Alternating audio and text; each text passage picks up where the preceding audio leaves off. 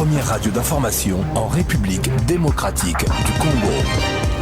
Gouvernement Sama Lukonde, il y avait blocage, on parle des divergences aplanies dans le camp de Moïse Katumbi. On a revu à la baisse le quota du groupe. Un compromis a été trouvé pour 5 ministères. Vous écouterez dans ce journal le député national Eliezer Tamboué. Top Congo FM. Désignation des nouveaux animateurs de la CENI. Les confessions religieuses ont repris les discussions depuis l'appel lancé par le président de l'Assemblée nationale. Mais des questions se posent sur la procédure et pour l'expert électoral Jérôme Bonso, tout dépend des options que les confessions religieuses vont lever.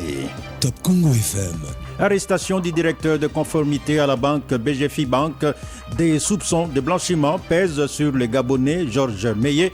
Il aurait facilité le retrait de $250 000 virés par un ministre sur un compte bloqué.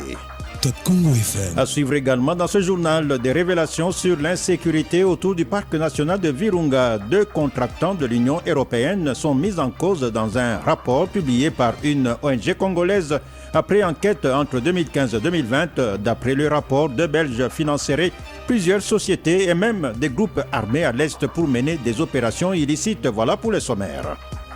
Top Congo FM, le journal vous est présenté par Roger Kalala.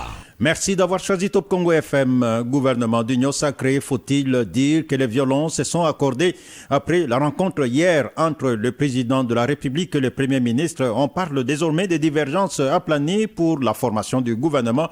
Et dans le camp de Moïse Katumbi, on exigeait 8 ministères. Un compromis a été trouvé pour 5 ministères. Le député national Eliezer Tamboué, membre du groupe parlementaire Ensemble pour le changement, n'exprime pas encore sa satisfaction. Il attend plutôt la publication du gouvernement pour apprécier le profil des ministres désignés. On l'écoute. Maintenant qu'on a donné, qu'on a réparti, on a donné l'ensemble pour le changement de Moïse Katumbi comme la première force au sein de l'Assemblée nationale, estimait que c'est elle qui pouvait avoir tout au plus 9 ministères, 9 membres du gouvernement ou 8. Mais là, dans la répartition, les formateurs du gouvernement estimaient que c'est trop, il faut en avoir 5 avec un vice-ministre. C'est ça, c'est maintenant que tout est en train de bouger. Je pouvais parler en termes de satisfaction si on s'était réunis au sein de l'Union sacrée pour les postes. Non, mais nous nous sommes réunis pour la République. Nous serons satisfaits quand nous allons voir les profils des personnes qu'on va nous envoyer à ce gouvernement-là, que nous allons voir si réellement ce sont les personnes attendues, capables de servir la République. Qu'est-ce qui reste à faire? Vous attendez juste la publication du gouvernement? Oui, la publication, je pense que c'est pour bientôt parce que comme le ministère aujourd'hui, vendredi, et samedi, demain samedi, que les partis vont déposer leur liste qui n'était pas encore déposée. Je pense que comme le Premier ministre lui-même l'a annoncé, la publication du gouvernement viendra au moment opportun. Le député national Eliezer Tamboué, membre du groupe parlementaire Ensemble pour le changement. Il faut rappeler que le Premier ministre Sama Lukonde a été nommé il y a 1 mois. Et pour le moment, on ne sait toujours rien du programme du gouvernement de l'Union sacrée. L'Union européenne, elle, a présenté ses priorités concernant la coopération en RDC.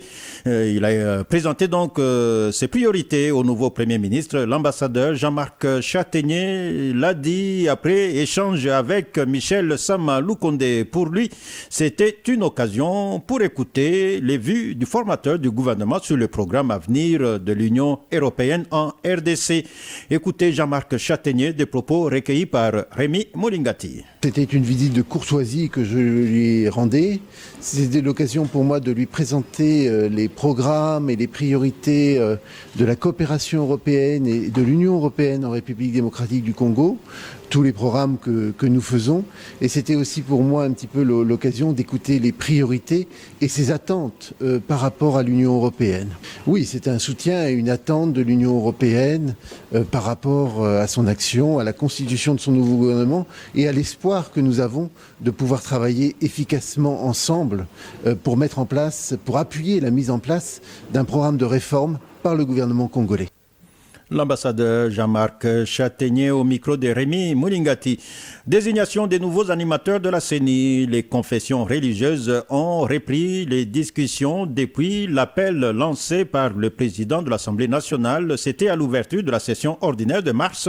Mais des questions se posent sur la procédure. Faudrait-il désigner les animateurs avant la réforme, mais aussi faut-il retenir des nouveaux candidats présidents ou se référer à l'ancienne liste? Pour l'expert électoral Jérôme Bonso, tout dépend des options que les confessions religieuses vont lever. Jérôme Bonso, joint au téléphone par Trésor Kiyombo. Tout d'abord, ce sont les réflexions qui se font au niveau de chaque plateforme, au niveau de l'organe ou bien l'institution pourvoyeur délégué à la Commission électorale nationale indépendante. Et au regard de l'appel lancé par le président de l'Assemblée nationale, il a été demandé aux composantes confessions religieuses, majorité politique à l'Assemblée nationale, opposition politique à l'Assemblée nationale, d'envoyer les délégués.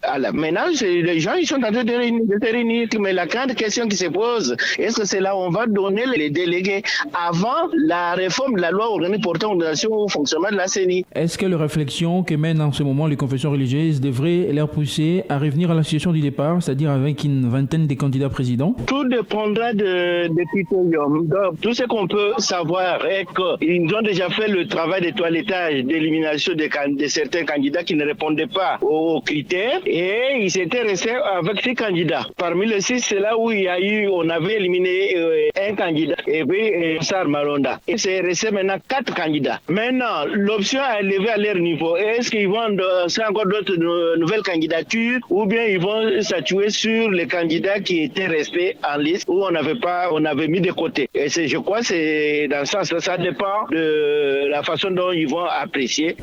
L'expert électoral Jérôme Bonso au téléphone de Trésor Kiyombo. Et vous savez, hier, les évêques catholiques ont publié une feuille de route pour les élections de 2023. Et la question fait polémique dans la province du Kasaï oriental. Le cadre de concertation de la société civile estime que cette démarche constitue une interpellation pour les politiques congolais et gouvernements en place qui doivent respecter la constitution du pays.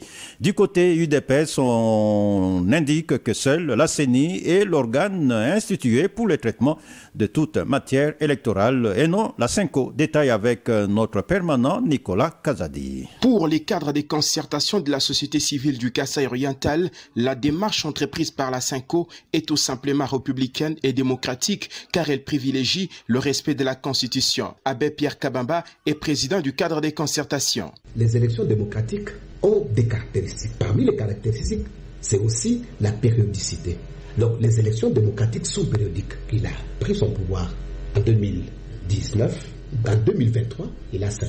Et 5 ans, on doit déjà avoir des élections. Il a la possibilité de se représenter encore pour un second mandat, qui est le dernier. Au sein de la classe politique, l'Union pour la démocratie et le progrès social en Mbuji-Mayi indique qu'elle est bien prête d'aller aux élections en n'importe quelle année. Bavambouyi Mukuna, cadre de ce parti, rappelle cependant que seule la CENI a compétence de se prononcer sur l'organisation des élections. Ce n'est que la CENI qui est l'organe qui est habilité à organiser et les élections et un référendum. Le rôle de l'Église quand les gens se réunissent, c'est prier pour tous ceux qui sont élevés en dignité et leur parler de la parole de Dieu. C'est pour cela que nous disons que l'UDPS est en train de s'arranger pour les échéances électorales dans quelle année, n'importe quelle année où elles viendront. Mbuji-Mayi, Nicolas Kazadi, Top Congo FM. Mon pays, mon héritage, je l'espère. Avez-vous déjà entendu parler de Biambwe, Louké et Kibabi? Ce sont des localités dans les territoires de Massissi, au Nord Kivu. On va rester dans la région.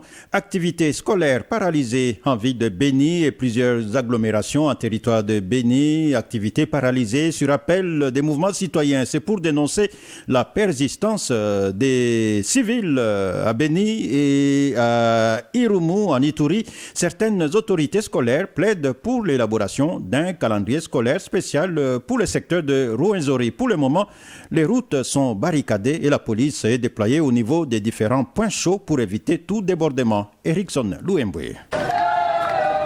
L'attention était focalisée autour des marchés et écoles, tels qu'explique Jérémy Kinyangwa, syndicaliste. Des mouvements pro-démocratie qui sont en train de déranger. D'autres écoles ont remis carrément les enfants à la maison. Par contre, il y a d'autres qui ont initié des activités d'autodéfense. Donc ça signifie que chaque institut met en place une brigade qui sera capable de contrer les manifestants pendant que les autres seront en train d'étudier. Ils ont réussi à maîtriser 4 manifestants. La paralysie s'est fait constater aussi à Oicha, Bulongo, Kasindi et autres agglomérations en territoire de Béni. Dominique Sondiria, chef de la sous-division de l'EPSP Bulongo. Évidemment, ce sera un peu difficile. Les villes mortes, ça ne nous arrange pas. En tout cas, souhaitez qu'on ait un calendrier spécial. Nous sommes menacés par la sécurité. Et Modeste Bakwanama est le maire ad intérim de la ville de Béni. C'est vrai, l'ADF nous malmène en territoire de Béni. Mais certains compatriotes sont au service de l'ADF, consciemment ou inconsciemment. Nous ne pouvons pas accepter que l'ADF opère à travers les groupes en ville de Béni où il y a plusieurs déplacés. Celui qui sera arrêté subira la rigueur de la loi. Le bilan provisoire fait état de 2 policiers blessés et environ 10 manifestants interpellés. Et pendant ce temps, 3 autres civils viennent d'être massacrés aux côtés des disparus et pillages de biens de la population en secteur de Benimba ou Kiskivi. Erickson Louhemboué, Béni, Top Congo FM. Et puis, il faut noter que c'est presque la même situation à Butembo. Les activités socio-économiques sont paralysées. Les manifestants exigent la restauration de la paix et la sécurité en territoire de Béni. Autre situation d'insécurité dans le territoire de Béni, l'église du Christ au Congo, de nouveau consternée par cette dégradation de la situation sécuritaire. Les membres de l'ECC se réunissent à Butembo pour réfléchir sur la situation et s'inquiètent de voir comment le climat s'empire davantage pour l'église du Christ au Congo, du Grand Nord Kivu. Trop, c'est trop. Les autorités doivent mettre fin à cette dégradation. On écoute Monseigneur Mouindo Issé Somo, des propos recueillis par Roger Mouliata. En dépit de plusieurs promesses de paix, nous constatons que la situation ne fait que s'empirer davantage. Nous dénonçons la non-tenue des promesses de paix qui ont nourri un certain espoir à la population qui, malheureusement, se sent actuellement abandonnée à ce triste sort. Nous condamnons ces actes de barbarie avec leurs auteurs, directs et indirects. S'il y aurait des gens qui pensent que le peuple peut être délogé de force sur leur sol, ils se trompent car, étant donné que Dieu a créé l'homme à partir de la terre, nul n'a le pouvoir de les dissocier de cette terre. Cela étant, nous recommandons au président de la République démocratique du Congo, en tant que garant de la nation et commandant suprême des forces armées de la République, de prendre toutes les mesures concrètes pour finir avec cette situation, et cela au plus tôt possible. Des propos recueillis par Roger Mouliata. Parlons d'un réseau, on parle de trafic d'armes dans la région de Béni. Le mouvement indigné de la situation sécuritaire plaide pour le démantèlement du réseau. Pour cette association qui regroupe les victimes et rescapés de Béni, Ituri et Itombwe, il est inconcevable que les officiers de l'armée soient impliqués dans la vente des armes et munitions aux groupes armés qui sont à la base de plusieurs tueries. Ces rescapés de massacres demandent au gouvernement de faire du rétablissement de la paix à l'Est une priorité. Nicole Kavira est la coordinatrice des indignés de l'insécurité.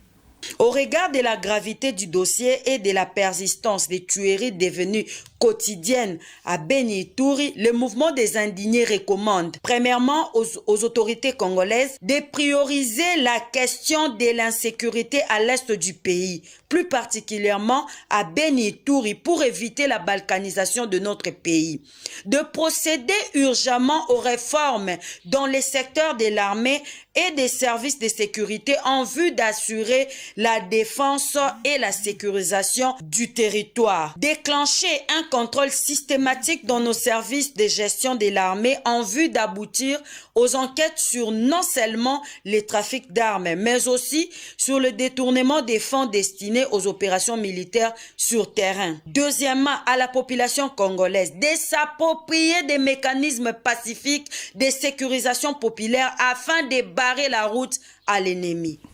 Et puis à Uvira, on a marché pour protester contre quelques cas d'insécurité dans la plaine de Ruzizi. C'était une occasion pour la société civile de dénoncer également la recrudescence de l'insécurité dans la région ainsi que les défections à répétition observées dans les camps des FARDC. Action initiée par la nouvelle société civile. La marche est partie du rond-point Kavimvira jusqu'à l'hôtel de ville à Uvira où un mémo a été adressé au président de la République, André Biadounia, coordonnateur de la nouvelle société civile à Uvira, des propos recueillis par Grace Lola. Nous étions en train de vouloir rehausser notre voix pour demander au président de la République de doter les FARDC de tout le nécessaire pour traquer tous ces groupes-là des infiltrés qui passent par la plaine de la Ruzizi, la chefferie de Bafuliru, la chefferie de Bavira et qui défilent vers les moyens et au plateau d'Uvira Fizi-Mwenga pour aller endeuiller notre population. Mais aussi, nous avions été surpris par cette coïncidence de défection des officiers militaires dans les rangs des FARDC avec ces infiltrations parce qu'aujourd'hui, au 19e jour du mois de mars, nous enregistrons le 30e mouvement de ces infiltrés qui viennent du Burundi, du Rwanda, vers la République démocratique du Congo. Et que la population est étonnée du fait qu'elle est en train de vouloir vivre les événements de 1996. C'est comme ça qu'on s'était dit, manifestons pour réveiller la conscience de l'autorité au niveau national et en particulier le président de la République, en fait de doter les FARDC de tout ce qui est nécessaire pour qu'ils mettent hors état de nuire ces infiltrés. Nous avons aussi également manifesté pour décrier la criminalité urbaine dans la ville d'Uvira. Nous ne voulons plus les insécurités, nous ne voulons plus les infiltrations, parce qu'il faudra que je vous dise qu'avant-hier, il y a eu des affrontements à Kageregere et les populations civiles sont en train de passer la nuit sous la belle étoile aujourd'hui. Qu'est-ce qui se cache derrière ces infiltrations? Et si l'autorité n'est pas informée, il faut qu'elle ajuste maintenant. Top Congo à IOM, c'est en RDC, IOM, village du territoire d'Idiofa, province du Kwilu. Merci de nous écouter là-bas. La suite du journal, il y avait marche ce vendredi des médecins non primés à Kikwit dans la province du Kwilu.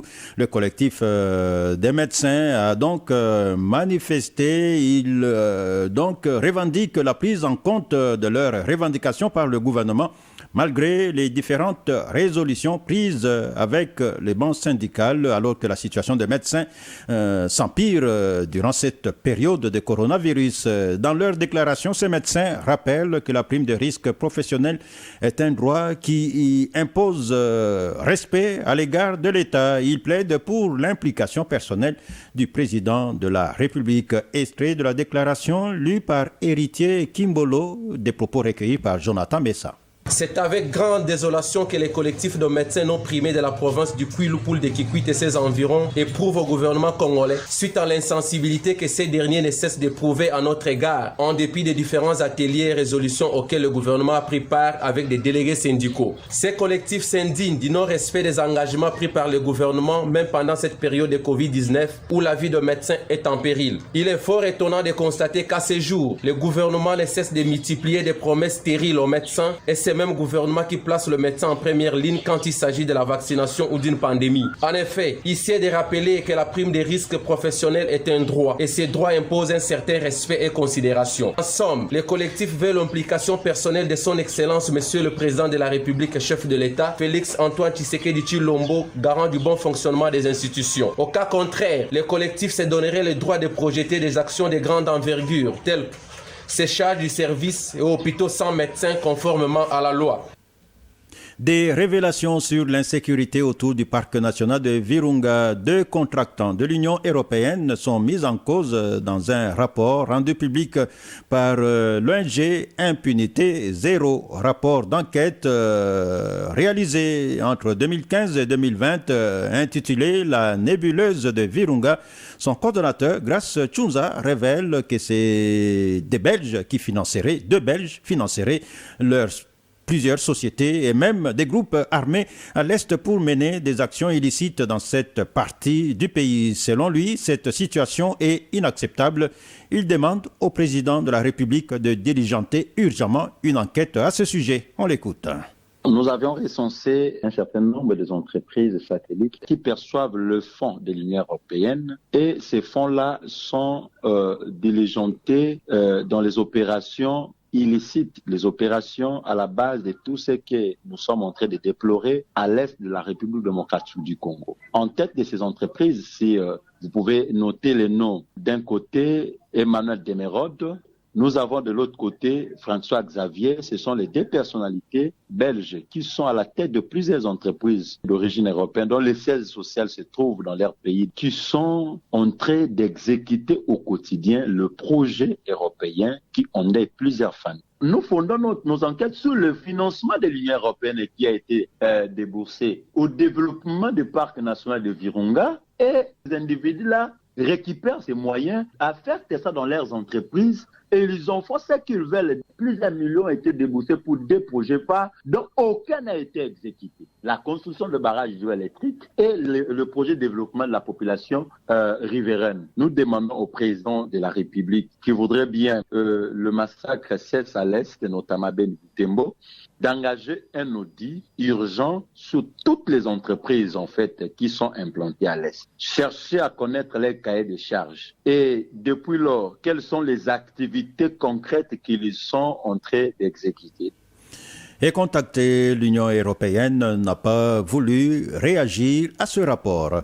Arrestation du directeur de conformité à la banque BGFI Bank, d'après Maître Georges Kapiamba, président de l'ONG ACAJ, des soupçons de blanchiment pèsent sur le Gabonais Georges Meillet.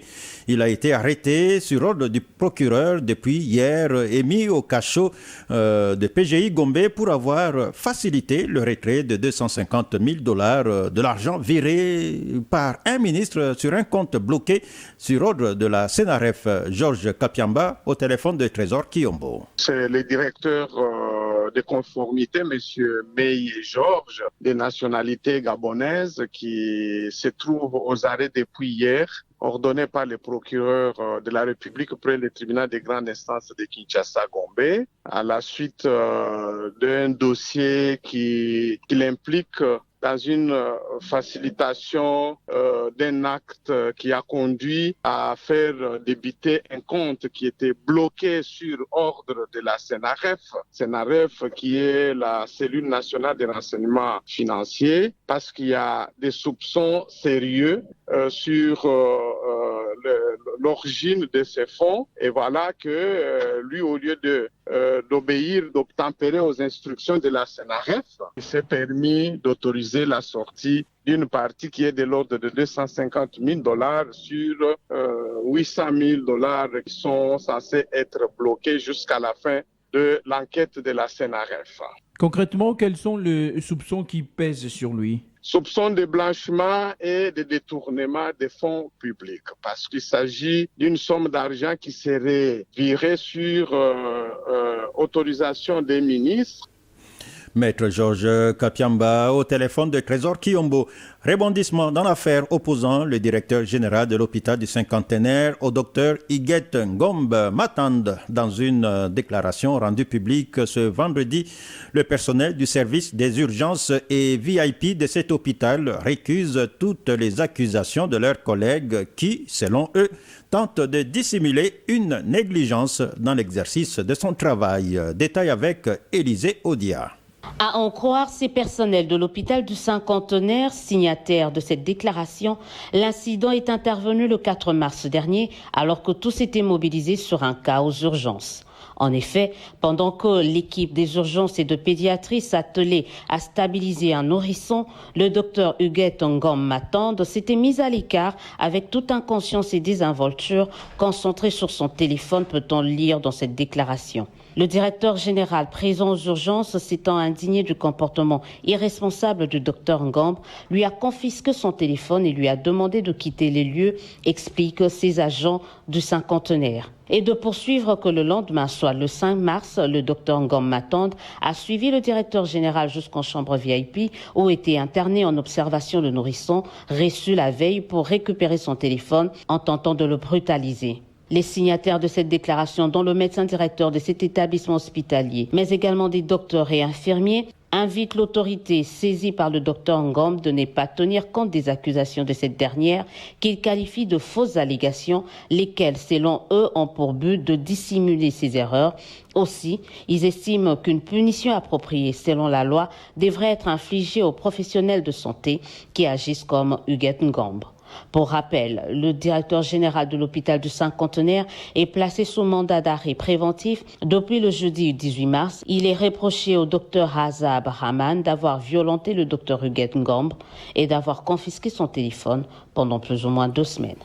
Dossier liquidation LAC, un membre de l'actuel comité, Maître Bosco Kiseke, estime, lui, que l'affaire devant le Conseil d'État ne concernait pas la liquidation ni l'actuel comité, mais plutôt un arrêté ministériel déjà tombé caduc. Selon ce juriste, la décision de liquidation étant l'émanation de l'Assemblée générale ordinaire, elle ne pouvait en aucun cas être attaquée devant le Conseil d'État. Maître Bosco Kiseke au micro de José Ipachi. La dissolution émane d'une Assemblée générale. Ce n'est pas le Conseil d'État que vous devez saisir pour pouvoir ordonner la caducité de cette liquidation. Non, parce que le PV de l'Assemblée générale n'est pas un acte réglementaire d'une autorité administrative pour être attaqué devant le Conseil d'État. Pour votre information, nos amis de l'ONG DAC qui avaient saisi le tribunal de commerce compétent pour statuer en la matière, ils ont obtenu des mesures conservatoires qui avaient interdit à l'époque au comité de vente. L'AC est en appel. L'appel a confirmé la légalité du procès verbal qui avait organisé la liquidation de l'acte. Cette décision, à ce jour, a acquis l'autorité de la chose jugée en dernier ressort. Donc la procédure qui est devant le Conseil d'État n'a aucun effet ni sur la liquidation de l'acte, ni sur l'actuel comité. Parce que ce qui est devant le Conseil d'État, c'est un arrêté ministériel qu'on a attaqué, c'est devenu caduc depuis le 11 janvier 2021.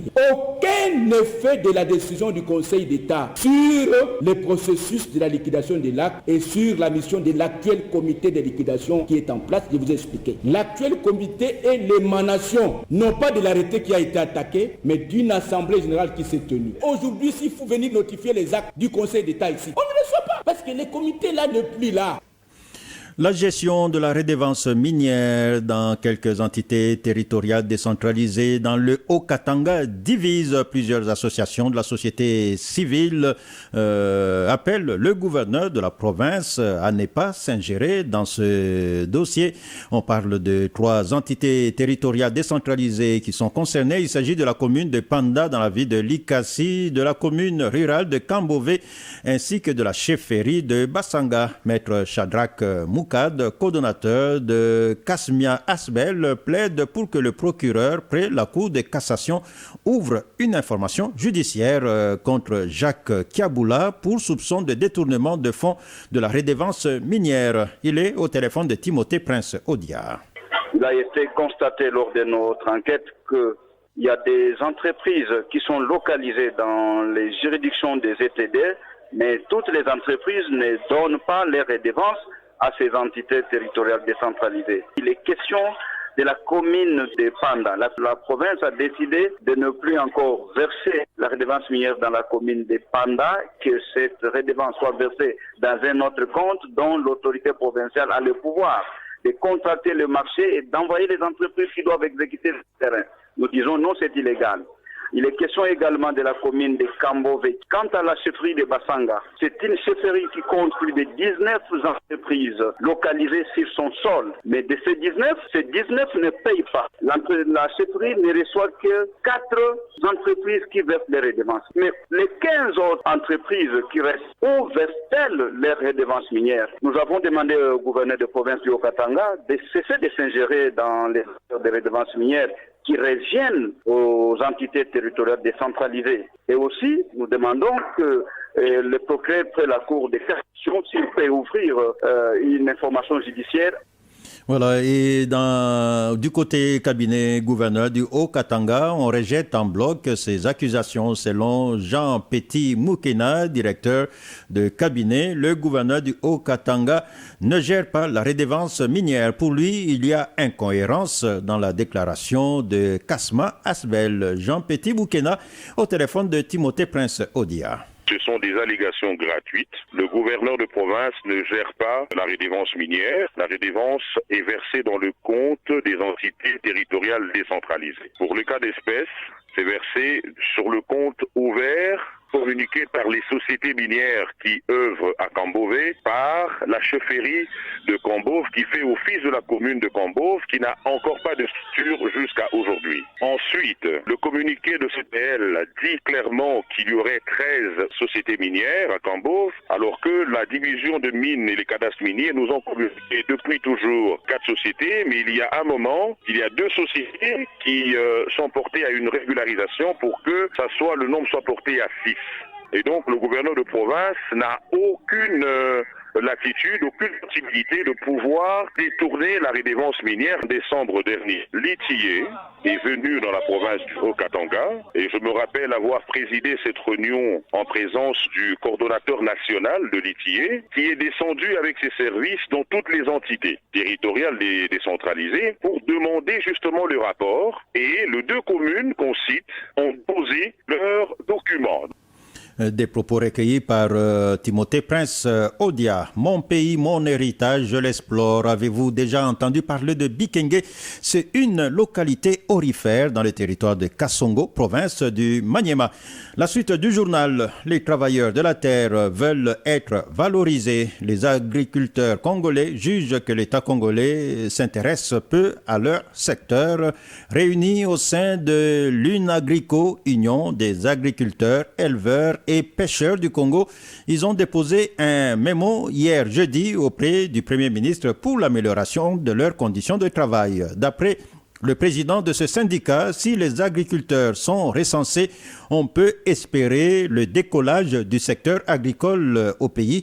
Il souhaite que le prochain ministre de l'Agriculture soit du domaine pour que leurs revendications soient prises en compte. Pierre Boukassa Katambaï, président de l'UNAGRICO, au micro de Rachel Insiwe. Le chef de l'État avait reçu tout le monde, mais sans les agriculteurs, alors que nous jouons un très grand rôle dans notre pays. C'est ainsi que, voulant contribuer au développement de ces derniers, nous venons en ce jour déposer notre mémorandum auprès de son Excellence, Monsieur le Premier ministre, afin qu'il tienne compte de nos desiderata. Nous aimerions qu'il reconnaisse qu'il y a une Union nationale des agriculteurs, éleveurs et pêcheurs, qui est un syndicat pour les gens du domaine. Nous, agriculteurs, attendions que nous puissions faire un programme agricole commun pour notre domaine, afin que nous puissions lutter pour atteindre l'autosuffisance alimentaire. Malheureusement, jusqu'à aujourd'hui, nous avons constaté qu'il y a plus de théories que de pratiques sur terrain. Donc nous aimerions qu'on ne prenne pas tellement en compte parce qu'on appartient à l'union sacrée, mais qu'on prenne plutôt compte de la compétence pour le gouvernement qu'on va mettre en place. Pour le ministère de l'Agriculture, qu'on les réserve aux agriculteurs. Et il y a aussi un autre problème très primordial que malheureusement tous les excellents qui se sont succédés n'ont pas réussi à faire. Il faut qu'on fasse un recensement de tous les agriculteurs, les éleveurs et tous les pêcheurs. Qu'on sache que le Congo a besoin de tant de produits alimentaires et nous allons les produire sur telle superficie. Ils sont mécontents, les agents et fonctionnaires de l'administration publique à Boende, dans la province de la Tchouapa. Ces agents accusent 3 mois d'arriérés de salaire, selon la société civile Tchouapa, qui confirme la nouvelle depuis que l'année 2021 a commencé.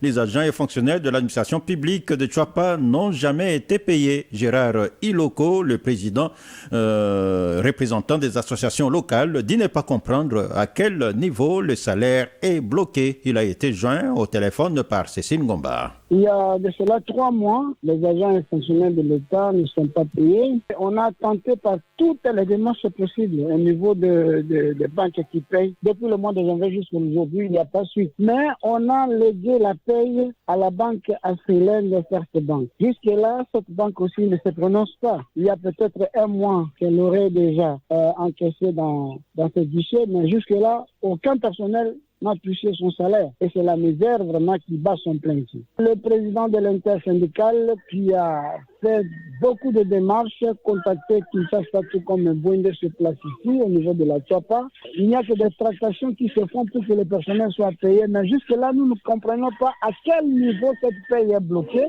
notamment janvier, février, mars. Nous lançons un SOS aux autorités du niveau central, le président de la République, ainsi que tout ce monde qui a la même mise sur la paye, n'est-ce pas, des agents et fonctionnaires de l'État, puissent, n'est-ce pas, s'atteler là-dessus pour que cette situation puisse être mise en fin. Parce que nous ne pouvons pas continuer comme ça. Ici, l'argent ne circule pas et tous les clientèles sont au rouge. Hausse des prix de plusieurs produits à Mbuji-Mayi dans la province du Kasaï oriental. On parle des produits manufacturés, du carburant qui ont carrément doublé. Un verre de sucre qui se vendait à 500 francs congolais aujourd'hui s'achète à 800 francs. Et le président de la Fédération des entreprises du Congo renseigne que la ville de Mbuji-Mayi connaît à ce jour une rupture de stock de tous les produits. Écoutez Wilfried Boukassa, des propos recueillis par notre permanent Nicolas Kazadi. Ce n'est pas un secret, un opérateur comme c'est un commerçant, il est arraché du bénéfice dès lors qu'il trouve qu'il est en train d'évoluer dans un environnement, dans une activité où il ne se retrouve pas. Pour que cela lui permette de faire face d'abord aux taxes de l'État et aussi construire un peu de l'épargne afin de penser à la promotion ou à la croissance de ses activités, vous comprendrez qu'il ne peut chercher qu'aller là où il peut se retrouver. C'est ce qui avait justifié que ces opérateurs, à un moment donné, ayant constaté que la ville était en train de se mourir, il n'y avait plus rien, le marché n'était plus ravitaillé. Et dès lors que le marché n'est pas ravitaillé, vous comprendrez qu'il n'y a pas de pouvoir d'achat. Or, quand le commerçant amène, il offre, il faut qu'il y ait demande. Il faut ajouter aussi que le gouvernement, à un moment donné, de l'époque, n'avait pas favorisé, n'avait pas compris qu'il fallait soutenir à ce moment-là les opérateurs économiques, en allégeant un peu la fiscalité, bien qu'elle continue jusqu'à présent. Des propos recueillis par notre permanent à Mbuji-Mayi, Nicolas Kazadi.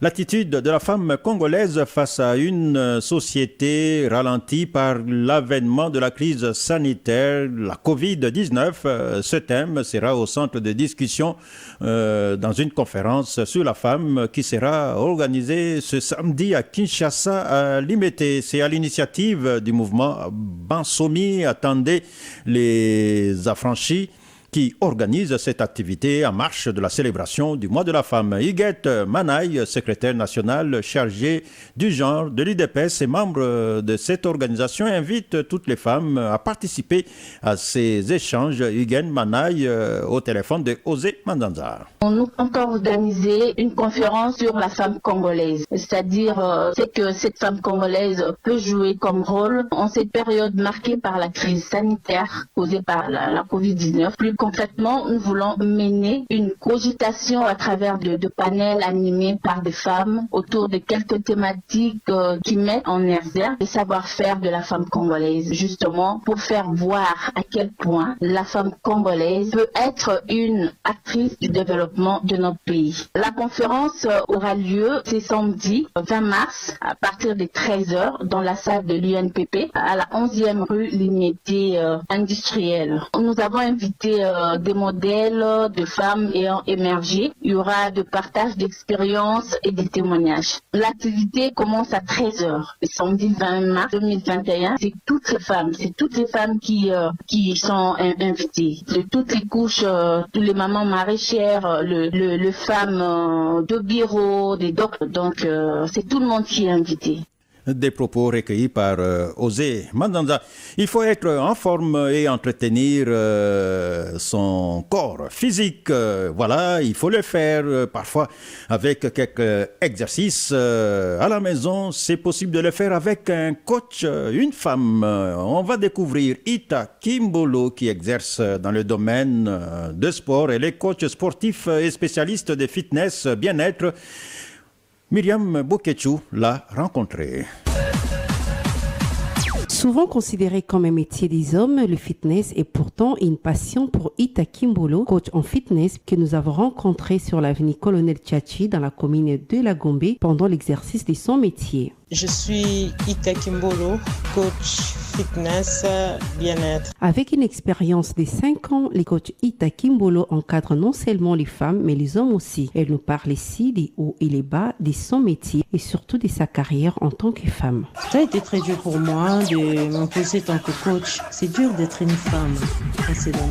Je ne suis pas encore arrivée. Je continue la lutte. Je n'ai pas que des femmes. J'ai aussi des hommes. Il y a pas la sport. Donc je ne suis pas coach. Il y a Banabasi. Je suis coach. Il y a les hommes et les femmes. Pour ça, les hommes cassent.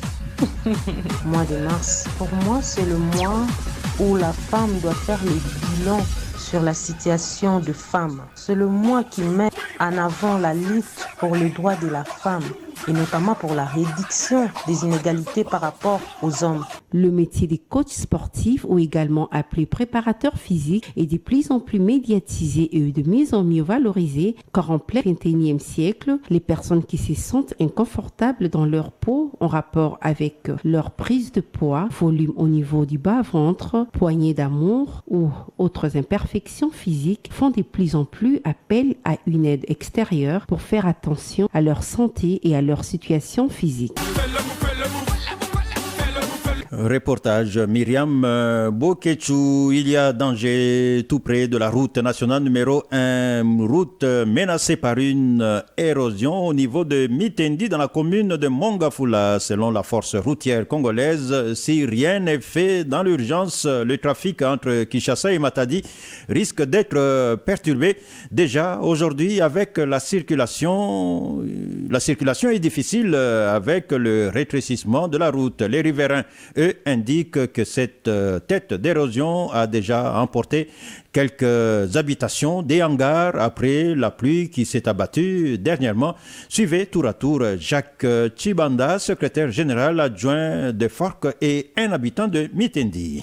Ça a pris déjà une partie de la route. Là, ça a réduit la route. Et puis les travaux qui se font ici, c'est mal fait, c'est que moi je vois. Je pense que les autorités doivent prendre les mesures sérieuses, voire pas prendre ça au sérieux. Ça va prendre la route et puis ça va prendre les maisons ici. Là, d'ici là, on n'aura pas de route. S'il n'y a pas de route, nous serons bloqués. Donc, Kinshasa et Matadi. Là, je vois qu'on a jeté un peu de caillasse, mais dans la façon dont ils sont en train de faire. Je ne sais pas, je suis pas ingénieur, mais ce que je vois là, c'est pas bien fait. Hein? C'est pas bien fait. Si je peux dire, je sais pas, on a des génies militaires qui peuvent, je trouve qu'eux font un bon travail. Si on peut leur donner ce travail ici. En face, c'est Bralma Mtende, tout près de l'école Coco Chrétien, école coréenne.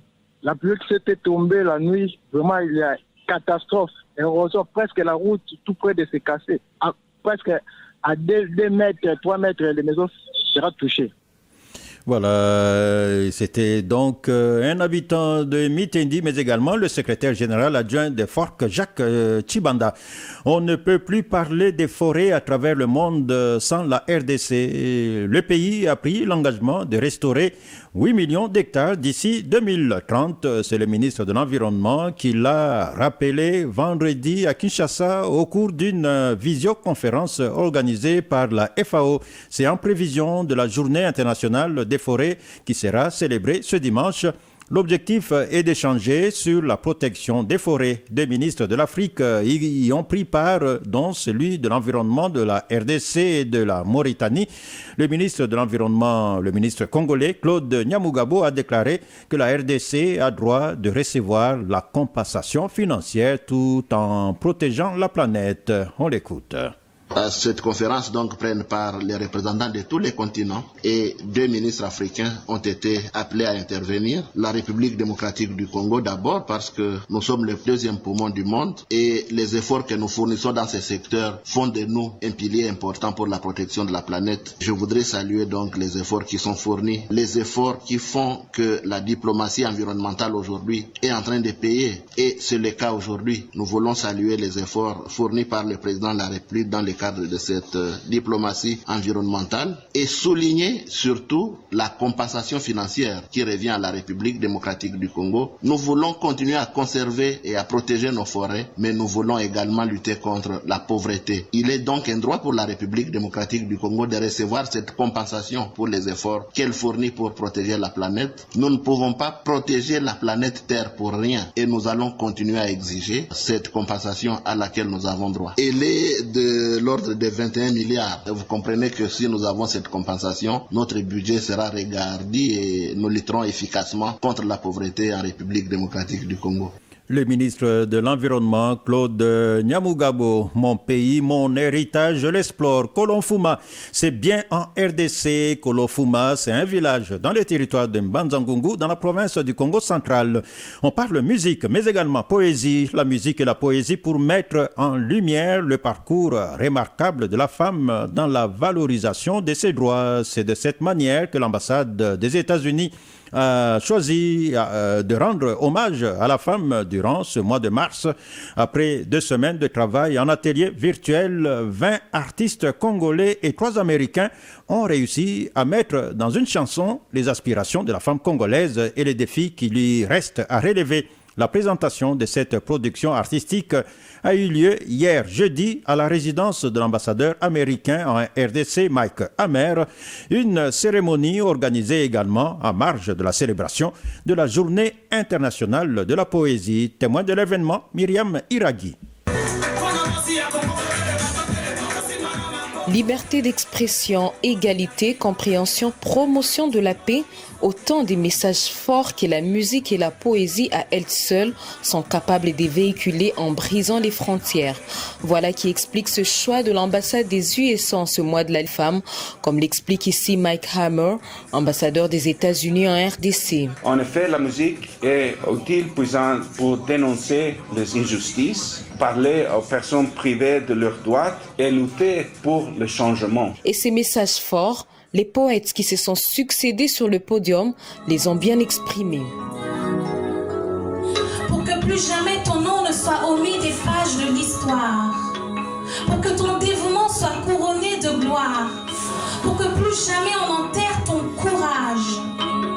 Par ses paroles, la slameuse Do Sonsemé interpelle la femme sur le sens réel de la journée, ou mieux, du mois de la femme.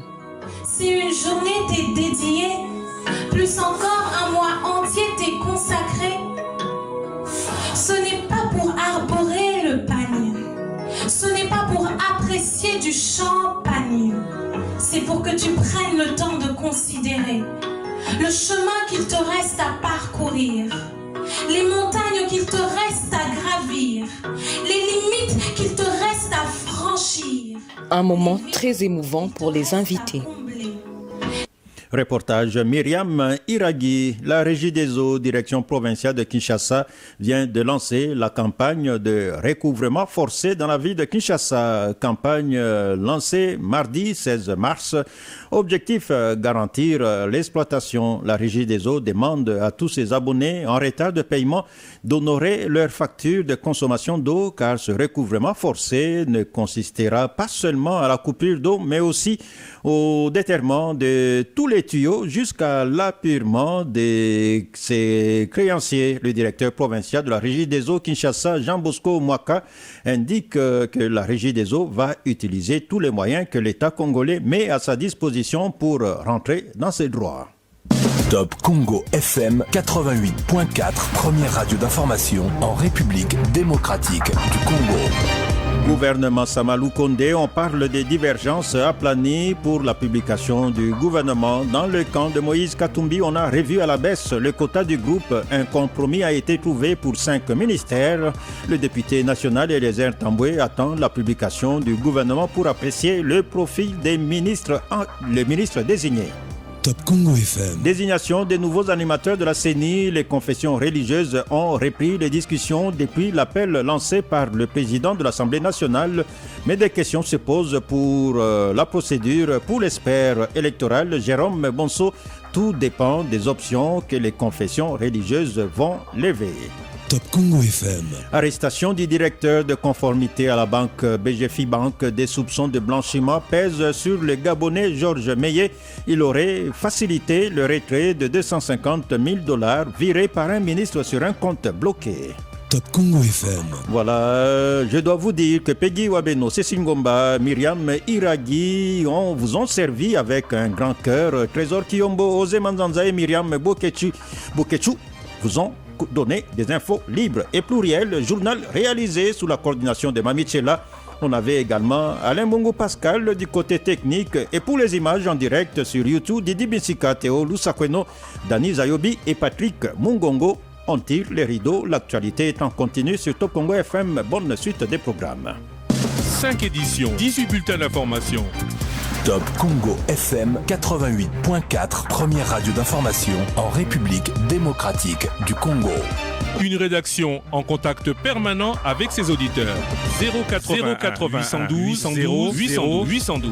Information avec Top Congo FM 24h sur 24, 7 jours sur 7.